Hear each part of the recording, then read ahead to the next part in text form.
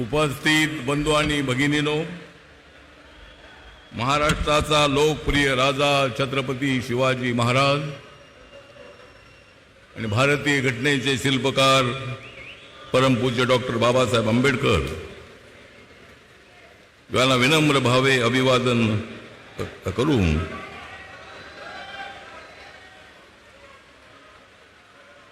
माननीय उद्धवजी आपले आता या महाराष्ट्रामध्ये चालणार नाहीत नखरे.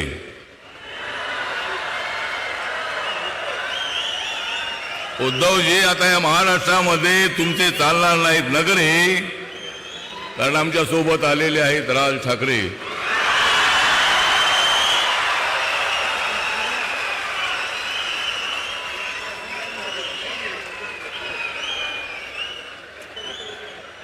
काँग्रेस आणि राष्ट्रवादीला आयुष्यभर विरोध करत आले आदरणीय बाळासाहेब ठाकरे. काँग्रेस राष्ट्रवादीचा आयुष्यभर विरोध करत आले बाळासाहेब ठाकरे. मग तुम्ही त्यांच्याकडे का गेलात उद्धव ठाकरे?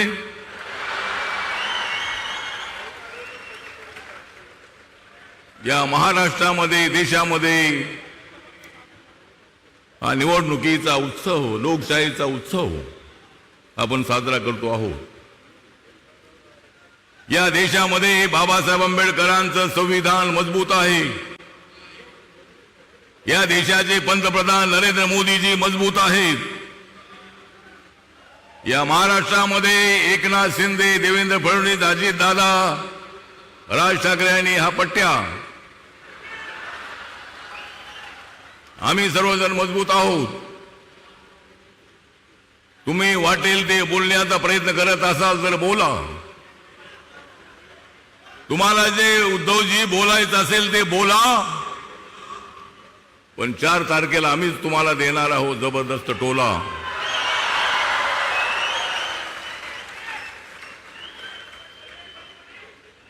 या ठिकाणी आम्ही सर्वजण इथं आलेलो. माननीय नरेंद्र मोदींचं नेतृत्व, विकासाच्या दिशेनं पुढे चाललेलं नेतृत्व आहे. मुंबई सारख्या शहराला ही आमची आर्थिक राजधानी आहे. या मुंबईला भरपूर पैसे नरेंद्र मोदी यांनी दिलेले आहेत. अजूनही मुंबईच्या विकासासाठी हजारो कोटी रुपये मिळणार आहेत. पण मी तुम्हाला सांगतो की मुंबईला तोडण्याचा कोणाचाही डाव नाही. मुंबई महाराष्ट्राची राजधानी आहे. मुंबई महाराष्ट्राची आहे. या मुंबईला कोणी तोडण्याचा प्रयत्न केला तर आम्ही त्यांना सोडून टाकल्याशिवाय राहणार नाही. निवडणुका आल्या की मुंबई ही तोडणार आहे. बाबासाहेब आंबेडकरांचं संविधान धोक्यात आहे.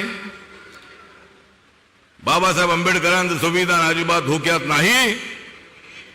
महाविकास आघाडी वालो तुम्ही खोक्यात आहात. बाबासाहेब आंबेडकरांचं संविधान कोणी बदलू शकत नाही. कुणाच्या बापाचा बाप आला तरी बाबासाहेबांचं संविधान कोणीच बदलू शकत नाही. पण बाबासाहेब आंबेडकरांचं संविधान बदलणार आहेत अशा अफवा पसरवून दलित समाजामध्ये, बौद्ध समाजामध्ये गैरसमज करण्याचा प्रयत्न चालू आहे. मी बाळासाहेब, आदरणीय बाळासाहेबांना भेटल्यानंतर आम्ही शिवशक्ती भीमशक्तीचा प्रयोग केला. ही शिवशक्ती भीमशक्ती सगळी इकडे आहे. या ठिकाणी शिवशक्ती भीमशक्ती आहे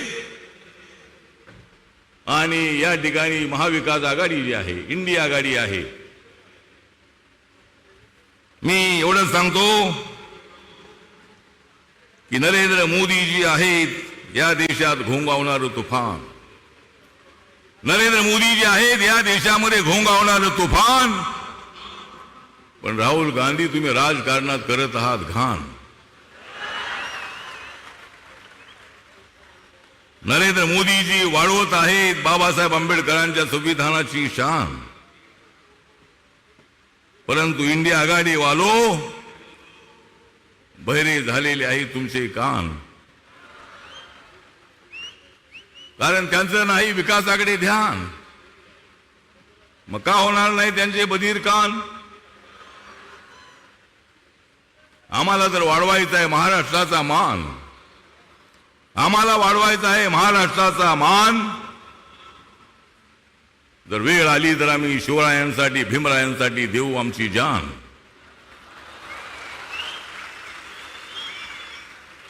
आज मोदी साहेब थोड्याच वेळात या ठिकाणी येणार आहेत. माझा रिपब्लिकन पक्ष, माझी भीमशक्ती ही मोठ्या संख्येनं महाराष्ट्रामध्ये महाविकास आघाडीच्या विरोधामध्ये आणि महायुतीला पाठिंबा देण्यासाठी माझा वस्ती वस्तीतला माणूस उभा आहे. हा निळगणा, हा जो एकत्र आलेला आहे भगवानी निळा, एकत्र आलेला आहे भगवानी निळा, त्यामुळे त्यांच्या पोटात उठलेला आहे गोळा. उठू द्या, त्यांच्या पोटात काय उठायचं असेल ते उठू द्या, पण आम्हाला महाराष्ट्राचा विकास करायचा आहे, मुंबईचा विकास करायचा आहे. आपले 6 उमेदवार मुंबईचे निवडून आणायचे आहेत. माननीय उद्धव ठाकरेजी म्हणतायत की मला पंतप्रधान बनायचं आहे. तिकडे जाऊन कसे बनणार तुम्ही? कोण बनवणार तुम्हाला? पण आता प्रत्येक त्या इंडिया आघाडीमधल्या प्रत्येक पक्षाचा नेता म्हणतोय मला पंतप्रधान बनायचं आहे. बना, तुम्हाला बनायचं आहे तर बना, पण जोपर्यंत आम्ही आहोत तोपर्यंत तुम्ही अजिबात बनू शकत नाही. मोदी साहेब आहे तोपर्यंत तुम्ही बनू शकत नाही.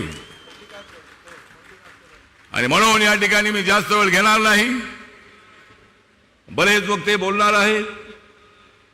या ठिकाणी रिपब्लिकन पार्टी ऑफ इंडिया हा जो पक्ष आहे, बाबासाहेब आंबेडकरांना मानणारी जी जनता आहे, बाबासाहेब आंबेडकरांचं स्मारक या ठिकाणी होत आहे. या चैत्यभूमीच्या बाजूला 450 फुटाचा बाबासाहेबांचा पुतळा 350 फुटाचा, फाउंडेशन 100 फुटाचं, 1213 कोटी रुपये खर्च करून बाबासाहेब आंबेडकरांचं स्मारक नरेंद्र मोदींच्या प्रयत्नांनी, त्यांच्या सहकार्याने होत आहे.